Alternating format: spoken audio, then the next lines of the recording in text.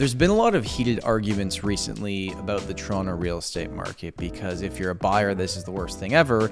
If you're a seller cashing out, this is the best thing ever. And I think it's very, very hard for people to see somewhere in the middle. Because what we have right now is a perfect storm, right? We have insane demand. There's so many people looking to buy properties.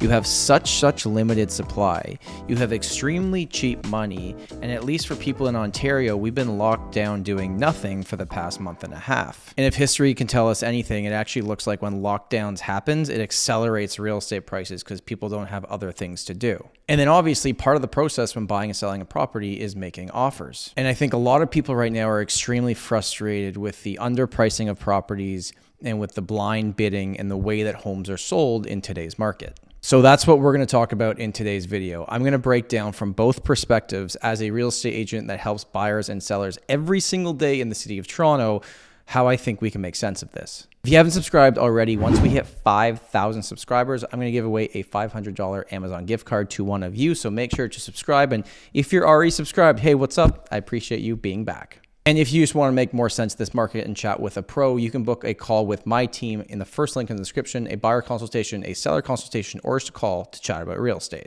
Let's start with underpricing of properties. So I had briefly touched on this on my Market is Insane video, but underpricing of properties only works in this type of market. It only works when there's tons of demands and limited supply because buyers aren't willing to play this game if they have lots of things to choose from. Okay, so on the buyer side, I'm a buyer, I'm looking at properties, I see a place listed for $600,000, that's my budget, I want to go see it, it ends up selling for $750,000. I'm like, what the hell just happened? You know, in that example, I would say, well, the agent didn't educate the buyer on how the market's actually moving right now.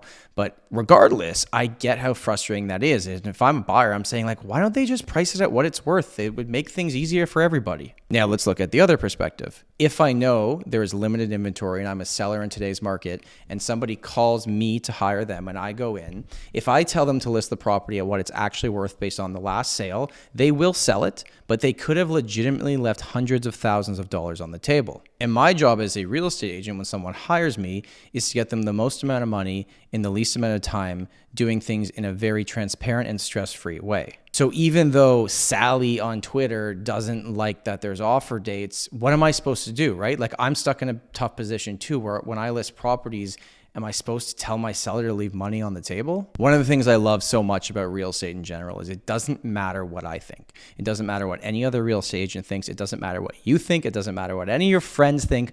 All that matters is what that one buyer is willing to pay for that property. That is the market value of the property. And I think a lot of people can actually understand the underpricing of properties. But as you make offers, there's also a blind bidding process. So let's talk about that. All right, so blind bidding. When you make an offer on a property, you don't know what any of the other offers are. All you know is that other offers exist and you'll know how many of them there are. You have to go in with your number and you might get a second chance, you might not get a second chance, and the seller and the seller's agent are the only people that know all the other offer prices. Now, as someone that represents a lot of sellers in the Toronto market, we did over 70 listings last year. I can tell you that every 1 out of 10 times in the blind bidding process, there is an offer that is way higher than offer number 2. And I think that's the issue, right? It's like, is that not pushing up the market? And I would say for a small percentage of times it is. But then I look on the flip side for the other 9 times, like we had offers on a property last week. We had 3 offers. It was over $1 million.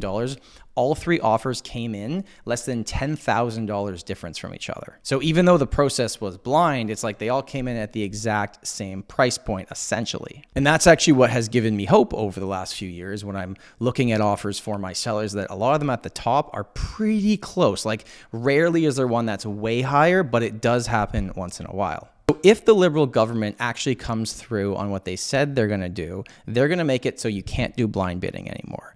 And I'm sure buyers will love this. Sellers will not so much love this. But at the end of the day, I think making the process more transparent is better for everybody. But what I want to caution you, the viewer, of is if you're a buyer right now thinking like, oh, I just wish there was open bidding and people couldn't underprice their properties and all that kind of stuff. Well, if open bidding comes, it's not making real estate more affordable. It's going to take out that 1 out of every 10 times when someone just crazy overpays, but the property is still going to sell for what it's worth, if not higher. And if you've ever been to an auction before, sometimes when emotion gets involved and you actually see other people's offers, it pushes the price up even higher. And if we go to this open auction style and there still continues to be limited inventory on the market, do you think sellers are going to start the auction at the price they actually want?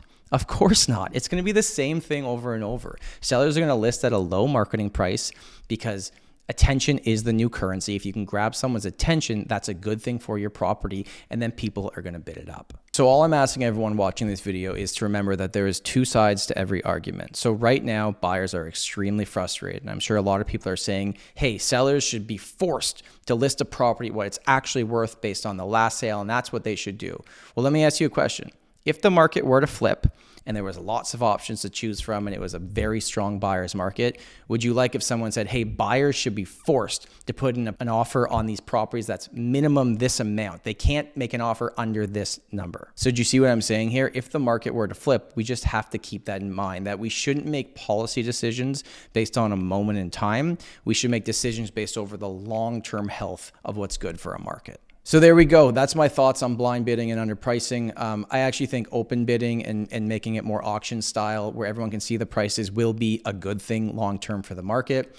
The underpricing of properties, if it's an open market, as frustrating as it is, I think sellers should be allowed to choose what they want to list their property at, especially if it's a proven strategy to get them more money. And buyers, you need to be educated. You need to know how the game works, and you have to work with someone that understands what's happening. If your realtor is driving 2 hours to show you a property, they probably have no idea what they're doing in that community. All right, there we go. That's it. That's my rant for this one. Listen, I get how frustrating it is as a buyer. I honestly, truly feel for you.